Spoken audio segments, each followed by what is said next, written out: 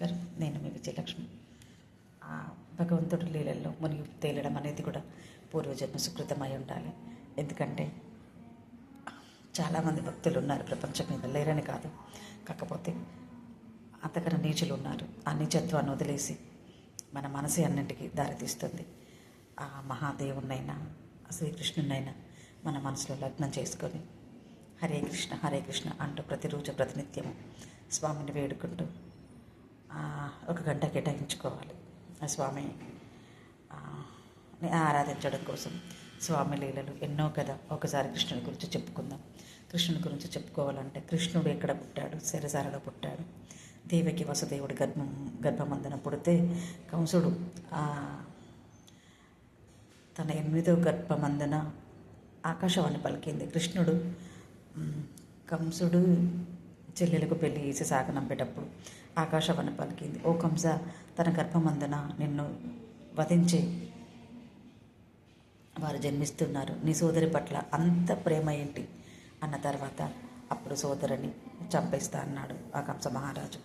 అంటే వసుదేవుడు తన స్నేహితుడు, కంసుని స్నేహితుడు, కంస మహారాజా, నీ సోదరిని చంపితే స్త్రీ హత్యపాతకం చుట్టుకుంటుంది, పైగా నువ్వు మహారాజు, ఈ స్త్రీ హత్యపాతకం నీకు తగదు అని తనను ఆదేశించి, నీకు పుట్టే పిల్లలే కదా నీ ప్రాణగండానికి, అప్పుడు మా పిల్లలు పుట్టేటప్పుడు నీకు ఇచ్చేస్తాం, కానీ మమ్మల్ని వదిలేయండి అన్న తర్వాత దేవకి వసుదేవులను కారాగారంలో బంధించారు కంస మహారాజు. అప్పుడు శ్రీకృష్ణుడు పుట్టకముందే తన మరణానికి నిశ్చయించి పెట్టాడు కంస మహారాజు. అలాంటి కంసుని వధించి 125 ఏళ్ళు తను బ్రతికాడు. ఈ మహాభారత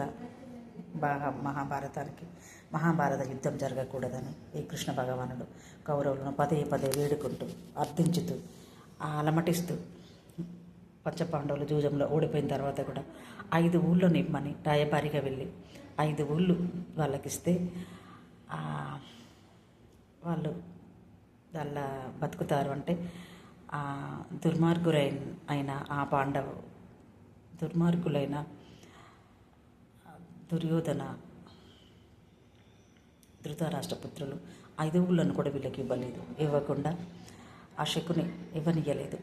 ఎందుకంటే ఆ శకుని పంతం పట్టాడు కదా, వీళ్ళ వంశాన్ని సర్వనాశనం చేద్దామని. దానివల్ల మహాభారతం జరిగింది. మహాభారతం గురించి చెప్పాలంటే ఒక మహాసముద్రం. అంత సముద్రంలో మనం ఎంత తెలిసిన, ఎంత చెప్పుకున్న, ఎంతే పునీతులు ఉన్నారు. మన మనసుని భారతం వైపు మళ్ళించి కొత్త చెప్పుకోవడం, కొత్త వినడం, చాలా మన సంస్కృతిని, సాంప్రదాయాన్ని కాపాడడం మన ప్రతి ఒక్క భారతదేశంలో పుట్టిన స్త్రీ పురుషుల ధర్మం, సనాతన ధర్మం వర్ధిల్లాలి. జై జై జై శ్రీకృష్ణ, జై జై శ్రీకృష్ణ. అయితే విషయం ఏమిటంటే తనను చిన్నప్పుడే తనకు మరణం నిశ్చయించి ఉన్నా కూడా భగవంతుడైన మానవ రూపంలో ఉన్నాడు కదా, ఎన్నింటినో తప్పించుకుంటూ సదా శ్రీకృష్ణుడు మంచి మాటలే పలుకుతాడు. సదా యుద్ధానికి వెళ్ళేటప్పుడు కూడా, తన యుద్ధానికి రథసారి జరిగి వెళ్ళేటప్పుడు ఎంత ప్రశాంతంగా ఉంటాడు. ఏ మనిషికైనా కష్టం వచ్చినప్పుడు 2 విధాలుగా ఆలోచించుకోవాలి. ఈ కష్టాన్ని మనం ఎలా బయటపడాలి, మనం ఏం చేస్తే కష్టం వచ్చింది, ఎలా చేస్తే తగ్గిపోతుంది అని 2 ఆలోచించుకొని, ఒకరికి ద్రోహం చేసి బతకడం గొప్ప కాదు, ఒకరికి అన్యాయం చేసి బతకడం అనేది ప్రతి మనిషికి గొప్పే కాదు. కాలం ఎలాగో గడుస్తుంది, ప్రపంచంలో కుక్క కూడా బతుకుతుంది. సో ఏంటంటే మనం బతకాలి, మనం 10 మందికి ఆదర్శంగా ఉండాలి, కొన్ని కష్టాలను ఓర్చుకోవాలి, నీతి నిజాయితీతో ధర్మ మార్గంలో నడుచుకుంటూ పోతే ఆ భగవంతుడే మన ముందుండి నడిపిస్తాడు. ఇది జగమెరిగిన సత్యం. నేను చెప్పేది కూడా. హాయ్ అండి, అందరికీ నమస్కారం. ఆ శ్రీకృష్ణుడు అన్ని కష్టాల పడి కూడా మహాభారతాన్ని ధర్మస్థాపన కోసమై చెప్పాడు. ఆ భారతంలో నేను కొన్ని పదాలు, కొంచెం కాలాన్ని తీసుకుంటూ చెప్తున్నాను. వినండి ప్లీజ్, నన్ను ఆదరించండి. ఇట్లు మీ విజయలక్ష్మి. చాలా ఉంది చెప్పడానికి, చాలా నా జన్మే సరిపోదు. కాకపోతే నేను భక్తురాలని కాబట్టి చిన్నప్పటి నుంచి వింటూ పెరిగాను. ఆ ఆనందమే వేరయ్యా.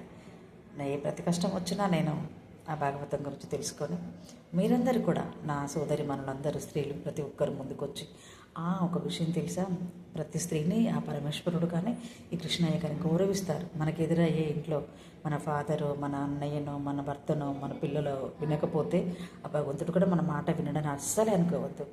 ఆ ద్రౌపదికి అడుగడుగున ఎలా శ్రీకృష్ణుడు ఉన్నాడో మనందరికీ కూడా ఆడపడుచులు కూడా మనం వింటే ఉంటాడు. ఈ ప్రతి కష్టాన్ని తనకు పంచుకోవాలి. అన్నా నేను ఇలాంటి దేవా, నేనైతే శ్రీకృష్ణుడు అన్నయ్యతో పోలుస్తాను, అన్నయ్య అంటాను. అన్నయ్య నాకు ఇలాంటి కష్టం వచ్చింది, ఆ ద్రౌపదిని కూడా మీరు కాపాడారు కదా, నన్ను కాపాడండి అని నా భారం అంతా తన పాదాల మీద వేస్తాను. ప్రతిరోజు పూజ చేసుకుంటాను. ఈరోజు దినచర్య నీ భారంగా నీ పాదాల దగ్గర పెట్టాను. ఇక నా యోగక్షేమం నీదే కృష్ణ అంటాను. ఎందుకంటే కృష్ణుడు నేను అన్నయ్యగా భావిస్తాను కదా. పార్వతి పరమేశ్వరుడు నా తల్లిదండ్రులకు చెప్పుకోలేని విషయాలన్నీ అన్నయ్యకి చెప్పుకుంటాం కదా. అందుకోసం శ్రీకృష్ణుడు అంటే నాకు ఇష్టం, చాలా ఇష్టం మా అన్నయ్య. అయితే ప్రతి స్త్రీ అండి పుట్టిక నుంచి మొదలు చచ్చే వరకు అందరికీ ఉంటాయి. సమస్యలు లేని జీవితం లేదు. సమస్యలు లేని వాళ్ళ ఈ డబ్బు మా సొంతం, మాకు ఎక్కువ డబ్బు ఉంది అనుకుంటారేమో. నీచానికి వెళ్ళిన 100 మంది కౌరవులు ఇలా వెళ్ళిపోయి చనిపోయారు. డబ్బున్నా కష్టాలున్నా మనకన్నా భగవంతుడే గొప్ప. కాలం కలిసి వచ్చింది మనకు ఈరోజు. ఇక మా అంత గొప్పవాళ్ళు లేరని అనకూడదు. ఒకరిని కించపరచడం, కష్టాల్లో ఉన్న వాళ్ళని, సమస్యల్లో ఉన్న వాళ్ళని మీరు ఒడ్డుకు చేర్చుకున్నా పర్వాలేదు, కానీ కష్టాలు ఉన్న వాళ్ళని చూసి ఎగతాళి చేయొద్దు. మళ్ళీ ఒకటి, నీకేం చేత కాదని ఏ పిల్లల్ని అనొద్దు, పెద్దవాళ్ళని అనొద్దు. ఎందుకంటే వాళ్ళ టాలెంట్ వాళ్ళు చూపెట్టుకునేసరికి ఎవరైతే వాళ్ళు మీకు ఏం లేదన్నారో వాళ్ళు తట్టుకోలేరు, నిలబడలేరు వాళ్ళ ముందు. దానికి నేనే నిదర్శనం. నీకేం చేత కాదు అంటే ఎప్పుడో 7వ తరగతి చదువుకున్న అమ్మాయిని అంచెలంచెలుగా ఎదుగుతూ ఇక్కడికి B.Ed వరకు వచ్చాను. ఓకే.